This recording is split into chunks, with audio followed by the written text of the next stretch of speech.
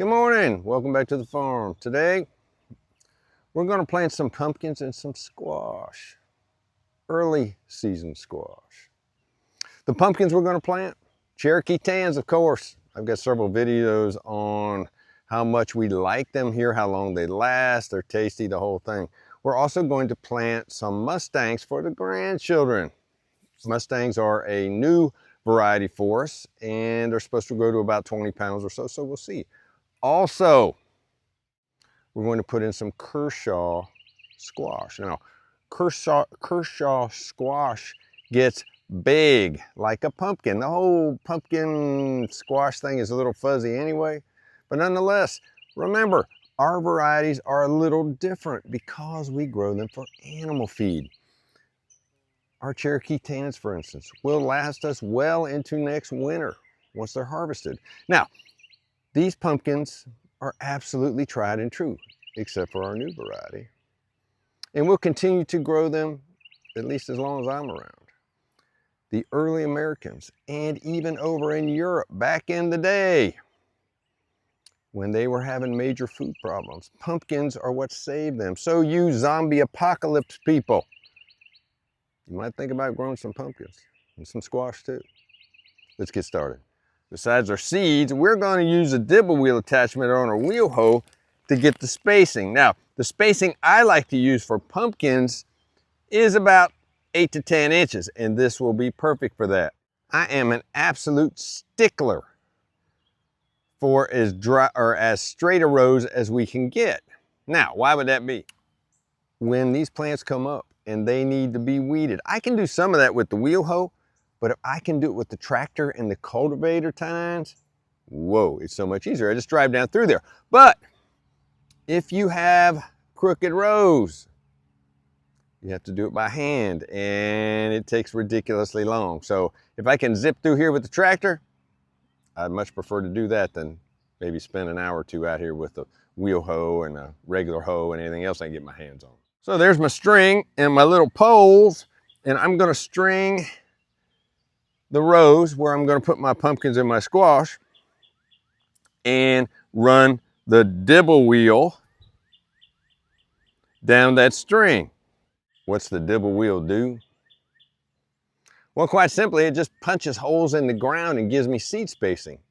Seed spacing is critical, especially with pumpkins. Now, there's several ways you can grow pumpkins. You can put them in a mound and put a half dozen seeds or something in there and wait for the best ones to come up and cull the rest. But since I grow everything in rows, particularly raised rows, I gotta have the rows straight like we talked about before, but the seed spacing is absolutely critical.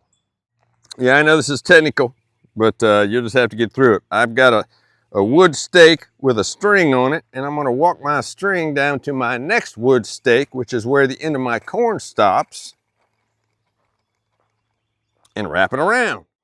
And as you can see, poof, straight row. I really like this dibble wheel attachment you can put on the wheel hoe, but it doesn't always work well because we have such hard concrete-like soil. So I put a sandbag on the top. What that does is it helps those little hole punchers go down in the ground. I'll show you.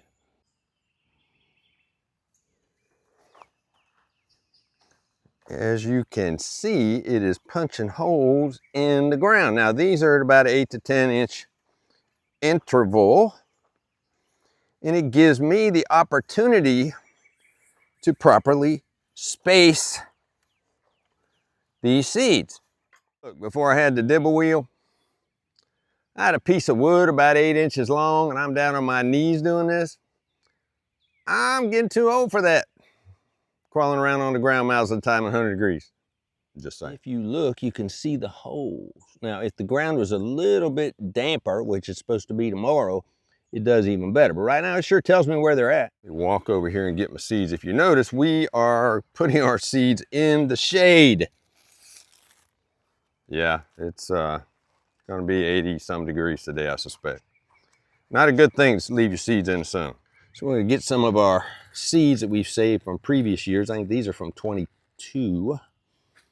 And we're gonna open them up and we're gonna plant them. And so we got one in that hole, one in that hole, one in that hole, one in that hole. Then you go back with your foot, cover up your holes, and go to the next row. It's that easy and it's that quick. Time for the Cushaw squash. Same process, dibble wheel, make the holes, plant as necessary. We'll do a couple rows of these. Here's the Cushaws. You can see they're a little bit bigger seed than what we had with the Cherokee Tans. Still, not so bad. One thing I didn't think about when I was doing all these spacing tools that we have now is how much less seed you use than you did before because of screwing up spacing over the years. You know, especially with corn. You save a lot of corn seed, bean seed, that sort of thing. But it's just amazing. These are the pumpkins for the grandchildren. These are the Mustangs. We've not planted these Mustangs before, and I may plant some ones that we've had in the past, Connecticut field, that sort of thing. But these look pretty nice, so we're going to give it a shot. I'm not really into bending any more than I have to, especially since I'm in my advancing years, apparently. At least that's what I'm told.